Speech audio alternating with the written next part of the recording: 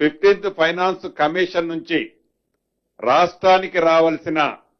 Local bodies కి రావాల్సిన సుమారు 3,000 కోట్లు ఈ మార్చితో అవి ల్యాప్స్ అయిపోయే పొజిషన్ ఉంది. దాన్ని దృష్టిలో పెట్టుకొని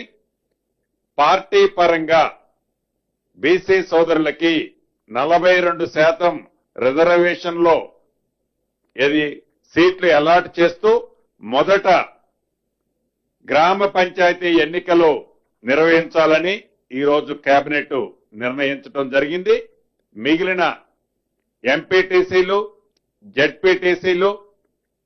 అదే రకంగా మున్సిపల్ కార్పొరేషన్లు అన్ని కూడా కోర్టులో ఒక కంక్లూజన్ వచ్చిన తర్వాతనే వాటిని నిర్ణయం తీసుకోవాలని కూడా ఈ రోజు రాష్ట్ర కేబినెట్ లో సుదీర్ఘంగా చర్చించిన తర్వాత రాష్ట్రానికి కేంద్రం నుంచి రావాల్సిన సుమారు 3,000 కోట్లు గడిచిన 2 సంవత్సరాల నుంచి ఏవైతే ఉన్నాయో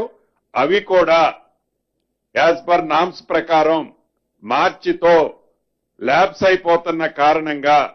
రాష్ట్రానికి రావాల్సిన 3,000 కోట్లు ల్యాప్స్ చేసుకోవటం ఇష్టం లేక స్థానిక సంస్థలు ఓన్లీ గ్రామ పంచాయతీ ఎన్నికలు పెట్టాలని ఈ రోజు కేబినెట్ నిర్ణయించడం జరిగింది.